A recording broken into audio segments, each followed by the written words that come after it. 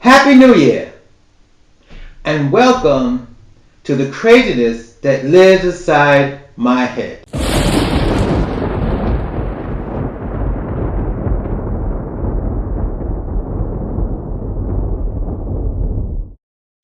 Okay, so it's 2022, and the last 2 years has been really, really crazy. I mean, crazy, and I'm crazy. I'm telling you, it's crazy. So, end of 2019 was the crisis that was going in China. It was called I don't know, they didn't call it COVID at the time, but whatever was happening in China, that was December 2019. And then, of course, when it came into this country in 2020, it was COVID. They named it COVID in 2020, and they shut down for 2 months. I planted cherry trees. I planted apple trees. I have orange trees and all that. And all that, believe me, all those trees I planted in 2020 are gone. They died. Well, I don't know if they died, but I think Bambi ate the leaves and everything off of them. So now in 2021, a lot going on in 2021. The latest thing in 2021 is the new variant, Omicron. Okay. So now it's New Year's Day 2022. And everybody always make New Year's resolutions. Well, I'm not making a New Year's resolution because every time I make a New Year's resolution, nothing happens. You know it. You know. But I will say this, in all honesty and seriousness, I am going through a lot. I don't know if I've mentioned it through my other podcasts, but yes, um, I've already, well, starting in uh, January of this year, I will be getting, if everything all right, a knee replacement. So I'm hoping for 2022 that my knee replacement will be better. This way I can use my knees. And you know how we need our knees. And the other thing that happened in 2021 that I have to deal with in 2022 is my prostate cancer. Now, I want to talk about that because I have a couple of friends and a couple of close friends and intimate friends who really think I'm nuts. Why do they think I'm nuts? I give an example. I saw my cancer doctor a couple of days ago, and we're going over the different treatments for my prostate cancer. And I knew I had prostate cancer back in July of 2021. What happened was it was confined. I couldn't make up my mind what treatment I want. And one of the treatments was do nothing because it was small and very confined. And then I made up my mind, and a month later to do the proton treatment. So we had to go through the whole situation again. I got another MRI. I got another biopsy. I had a bone scan, and next week I'll do the CT scan, and we're gonna do we starting right after I have my knee surgery. We're gonna start the hormone treatment, and then I go, along with the proton treatment. Okay. Now, of course, I had to Google all of this, and I've heard stories about it. When you're on that hormone treatment, it's supposed to suppress your testosterone. So when it stops suppressing your testosterone, that means that you become limp and impotent and all that other stuff. What they call it, ED, uh, uh, how you say it, whatever. You can't get a hard on. Let's put it that way. So I said to this, it's very interesting. I mean, my cancer doctor is sitting there telling me the different about this, and we have this young girl.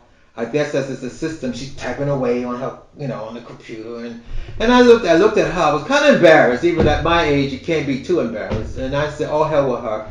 And I turned to the doctor. I said, "You mean I can't screw anymore?" I did use the word screw. I want to use the other word. I said, "I can't screw anymore." And he looked at me and he said, well, we have different ways he said, yeah, once you get on the hormone treatment, you probably most guys you can't get erection, you can't get erection, you can't do this, blah, blah, blah. And then I just look at, he must have sort of looked at my face. I was quite, devastated. I can't get erection anymore if I take this stuff. I want to lose my sex drive like this. And then he goes, well, we have these other things you can do.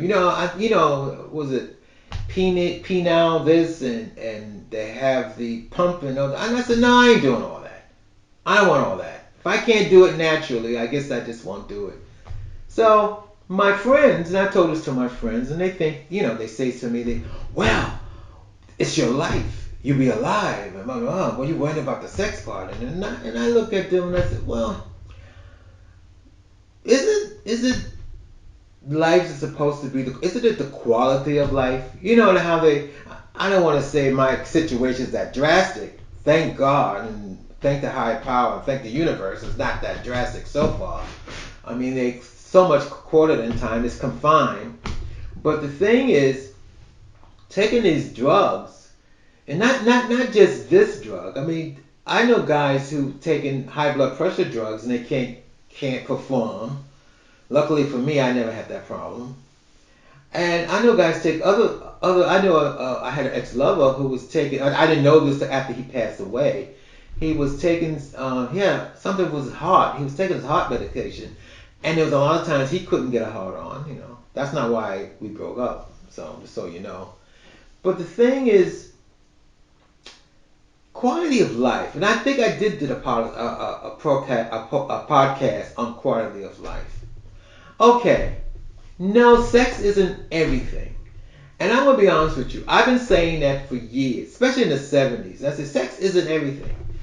But then, when you grew up, when you've been exposed to the 70s, and to think that sex isn't everything, when in the 70s and the 60s, sex was everything.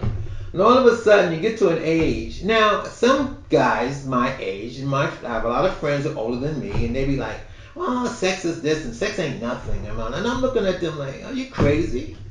I still wake up in the morning horny as I don't know what. Yes, I'm 70 years old and I wake up in the morning horny as I want and I want to screw everything that's out there walking around, just about. So, I do feel a little down. I do feel a little depressed. 2022 and taking these, going to take these drugs and won't be able to perform. And not to say that, I mean, that's the way it is. I mean, the quality of life. For me, having sex is a quality of life. No, I'm not going to end my life. No, I'm not going to commit suicide. I'm just saying, I get depressed. I am depressed. The thought of not having sex. And then I Googled it, and it didn't say that you couldn't have. There are some guys, and maybe, as a friend of mine said, you may be one of those guys, even though they're on those drugs, can still get an erection. They probably, I Googled it and they were saying they get an erection, they probably can't penetrate a vagina or whatever. And they probably won't produce sperm like they used to. And there's some guys who can like pretty much get an erection. It's just not as stiff as it. So I'm hoping for that because I sure don't want to. Anyway, this is the rant of my 2022 first rant of the year. Getting an erection on medication. This is Eric, and thank you for listening to this craziness that lives inside my head.